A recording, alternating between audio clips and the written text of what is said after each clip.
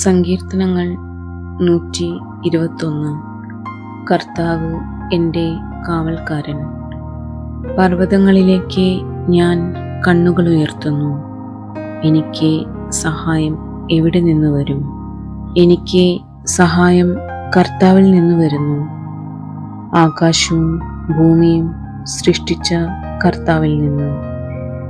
നിന്റെ കാൽ വഴുതാൻ അവിടുന്ന് സമ്മതിക്കുകയില്ല.